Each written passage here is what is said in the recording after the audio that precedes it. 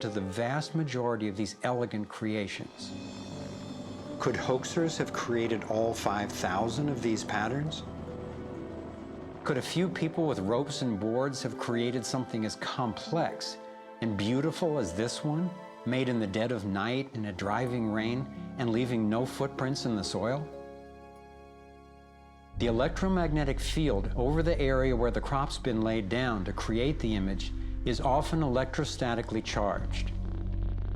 Some of these areas are littered with strange magnetic particles. One of the most amazing crop designs is not a circle, but a rectangle that seems to be a direct response to a message sent out into space in 1974.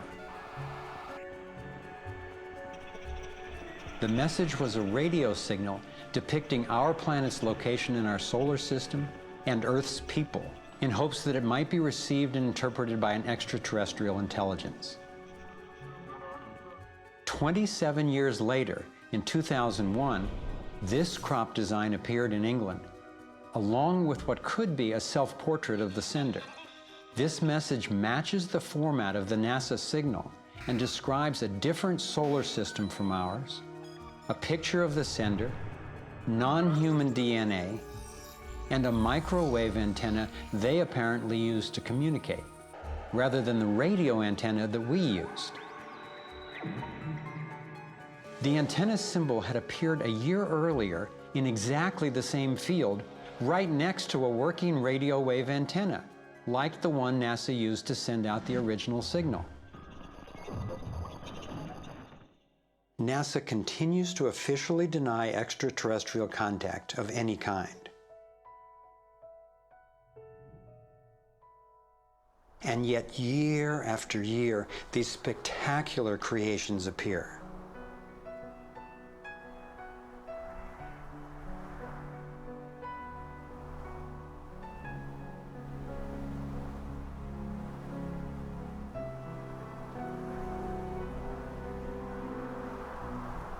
So what might these remarkable designs mean?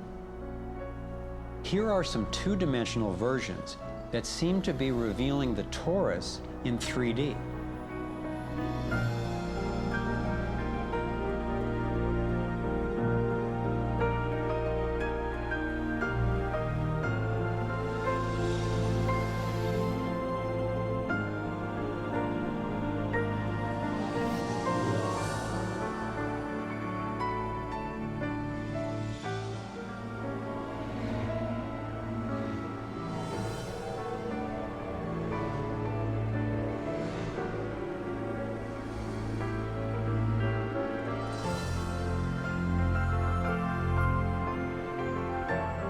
And here is the vector equilibrium.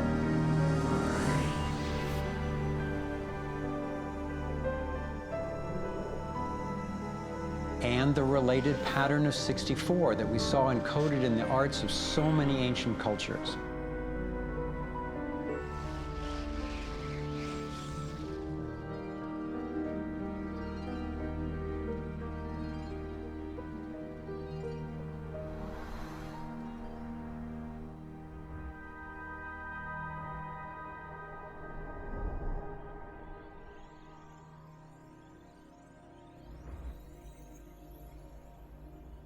When I saw the coherence between the crop circles and the ancient encodings, I thought regardless of whoever created them and wherever they're from, there must be an important purpose to these designs. They're so coherent. I've come to believe that the pattern of the torus and the vector equilibrium, especially in the form of the 64 tetrahedron crystal, is showing us how energy works in the universe so that we can learn to align with it. I believe that they're giving us a model for accessing energy in a clean, safe, and limitless way, and a new means of propulsion. What more important message could there be to get to us, and especially now, from their perspective, as we're beginning to extend our careless reach beyond our planet? I got further confirmation of this notion when I met Dr. Jack Kasher, a former professor of physics at the University of Nebraska, who has also researched UFO phenomena. Presenting at a Sequoia symposium, Dr. Kasher showed a remarkable series of drawings by a woman named Lane Andrews, who claimed to have been invited onto an extraterrestrial spacecraft. I was startled to see her detailed sketches of the toroidal energy field that she said propelled the vehicle and protected the passengers. I subsequently interviewed James Gilliland. James has many hours of UFO footage from his ranch near Mount Adams in Washington state. He also claimed to have gone on board an alien spacecraft.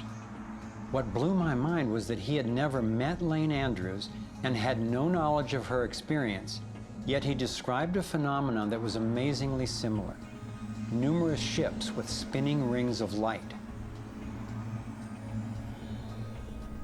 Could it simply be coincidental that James and Lane described the same torus dynamic, and that both of these people have been harassed extensively by government and military agencies? To some, the idea of UFOs may sound crazy, and yet from another perspective, it is completely plausible. The Earth is about 4.5 billion years old. That's 4,500 million years old. What if there's another planet that's almost exactly like us? Almost exactly.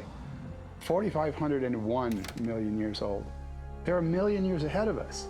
And on a galactic scale, they're almost our twin brothers. So where are we going to be in a million years?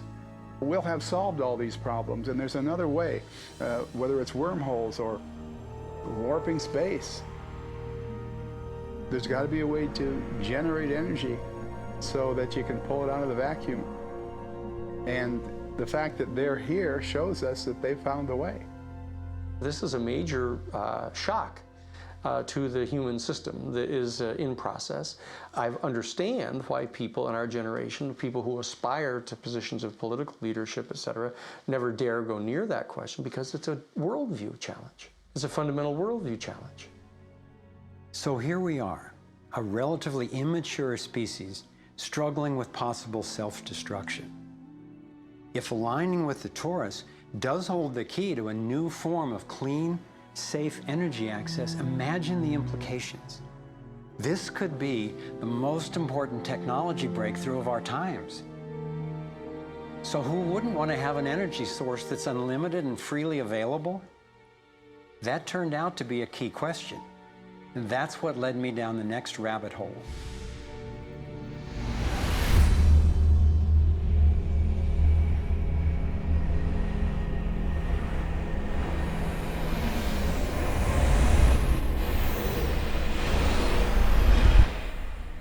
It turns out that scientists as far back as the early 1900s have been developing alternative ways to access electricity without combustion.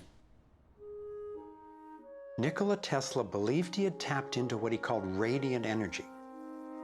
Many scientists believe he was accessing what's now called free energy. But before Tesla could finish the project, his financier, banker J.P. Morgan, who had a monopoly on the copper used for electrical lines, recognized how Tesla's invention could transmit electricity without wires. He then shut down Tesla's funding. Tesla's lab was burned down and he was ostracized, all for trying to implement his vision of unlimited energy for everyone.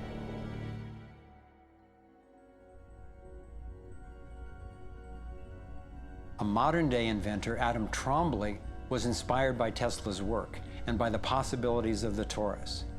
Trombley built a dynamo, a direct current generator that accessed electrical power right out of the air. We were trying to demonstrate that by mimicking the magnetic field of a planet and rotating this device, we could actually create a dynamo that would work. And in fact, it did work, and it does work. So when we contemplate nature, when we contemplate Jupiter, or we contemplate a dynamo like the Earth rotating in space, we're basically talking about a magnet which is rotating in space. And the lines of flux of the magnet are pouring down and through in this toroidal pattern of the magnetic field. It's also expanding and contracting. It's breathing. It's taking in the energy of space literally and transforming it. Right here in this toroid, we have enough energy to transform the entire Earth. And that's not just a theoretical statement, it's literally true. To contemplate the implications of this means that every single place on Earth suddenly has power. Every single person on Earth suddenly has power. We have universal abundance. Trombley had been invited to demonstrate one of his generators at the United Nations and the U.S. Senate. But these events were undermined by the first Bush administration. Then the device itself was taken in a government raid. Trombley's experience isn't unique. Almost every time I found an inventor with a promising new technology in the field of free energy, he told a similar story of suppression. Inventor John Bedini began working with Tesla's theories of radiant energy decades ago and has produced an assortment of battery charging devices that generate more energy than it takes to run them. He announced that he was going to start offering them at low cost. Soon after that, he was attacked in his lab and warned not to produce the devices. For his own safety, he had to let go of marketing free energy. These are all devices from labs I personally visited.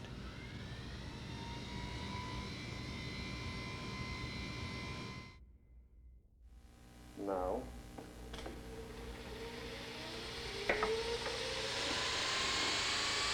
Now, the quality of this footage is obviously poor, and I'm not expecting this to convince you. My point is that being there with these inventors, accompanied by experts, and seeing these new energy devices in operation convinced me that the technology is real. And the implications of that to me are absolutely thrilling. Canadian John Hutchison not only created some free energy batteries, but also used Tesla's theories to counter gravity, to make objects float. This could revolutionize the field of propulsion. His lab was raided and equipment was taken by police and government officials in 1978, 1989, and again in 2000. One of the scientists we were going to interview for this film was Dr. Eugene Malov, an engineer from MIT and Harvard, and editor of Infinite Energy magazine, which covers both theoretical and technological developments in the new energy field.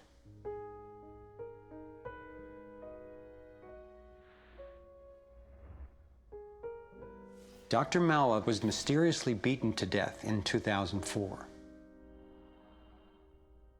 If these inventors were all hoaxers and charlatans, I wondered, why are they being suppressed so consistently and so brutally? I asked free energy inventor Adam Trombley why he thought this technology was being suppressed, and if the UFO phenomenon was related. We've had major military people at great risk to themselves say, yes, these things are real. Why do you think the military-industrial complex doesn't want that statement to be made? Because you start thinking about what kind of technology is behind that. That's the bottom line. The suppression of UFO phenomena is hand in hand with the suppression of so-called free energy. The energy is extracted from the fabric of the space around us.